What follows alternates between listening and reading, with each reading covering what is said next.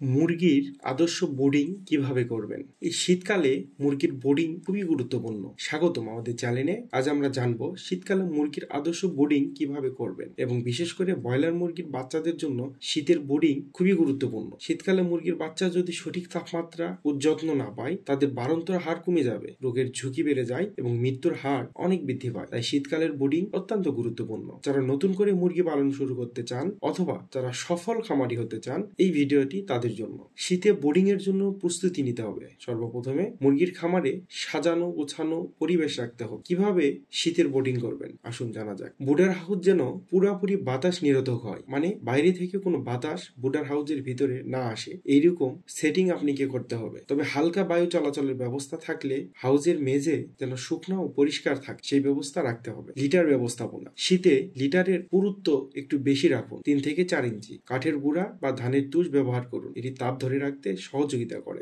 Boarding এর গুরুত্ব। আপনি পত্রিকা বিছিয়ে তাদের খাবার চিনানোর ব্যবস্থা করুন, তারা যেন খাবারটা চিনতে পারে, এই অবস্থায় রাখতে হবে। এটির মেয়াদকাল হতে পারে 24 ঘন্টা বা 72 ঘন্টা।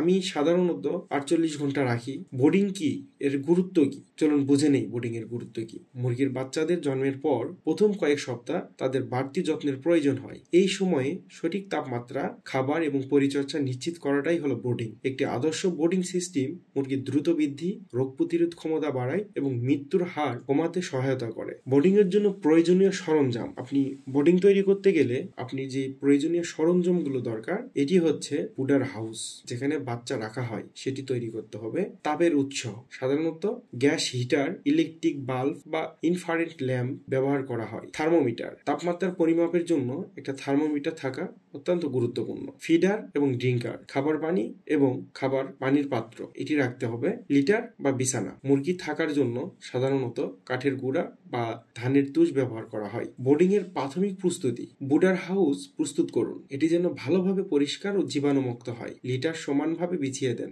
লিটারের পুরুত্ব 3 থেকে 4 ইঞ্চি হওয়া উচিত, বিশেষ করে শীতকালে। তাপের উৎস এবং তাপমাত্রা পরীক্ষা করুন। গুরুত্বপূর্ণ কথা হচ্ছে কি পরিমাণ তাপ রাখবেন। প্রথম সপ্তাহে তাপমাত্রা 95 থেকে 98 ডিগ্রি ফারেনহাইট রাখা উচিত। তারপর প্রতি সপ্তাহে 5 ডিগ্রি ফারেনহাইট কমতে থাকবে এবং লাস্ট পর্যন্ত এইভাবেই আসতে থাকবে। বোর্ডিং এর সময় করণীয়। ইনফ্রারেড ল্যাম্প বা যেভাবে আপনি তাপ দেন না কেন, এটির ব্যবস্থা করা, বা গ্যাস হিটার বা কয়লার তাপ ব্যবহার করতে পারেন। তাপের উৎস বুডার হাউসের কেন্দ্রে রাখুন। আপনি মুরগির বাচ্চার বুডারের মাঝখানে এই তাপের উৎসটা রাখবেন, যাতে সব বাচ্চাগুলো সহজেই উষ্ণতা পায় বা তাপ পায়। মুরগির বাচ্চাদের খাওয়া দাওয়ার নিয়ম। তাপমাত্রা নিয়ন্ত্রণ। বাচ্চা যদি এক জায়গায় গদাগদি করে থাকে, বুঝতে হবে তাপ কম আছে। আবার যদি একদম দূরে থাকে, বুঝতে হবে তাপ বেশি আছে। খাবার ও পানি। বাচ্চাদের প্রথমে পরিষ্কার পানি ও গ্লুকোজ দিন, পরবর্তীতে মুরগির প্রাথমিক খাবার স্টার্টার ফিড দিন। দিনের 24 ঘন্টায় হালকা আলো দিন, যাতে বাচ্চারা খাওয়া দাওয়া ও চলাফেরা করতে পারে। ব্রয়লার বাচ্চাদের জন্য স্টার্টার ফিড দিন। শীতকালে খাবারের প্রোটিন ও ক্যালোরির মাত্রা ঠিক রাখতে হবে। পানি যেন বেশি ঠান্ডা না হয়, প্রয়োজনে হালকা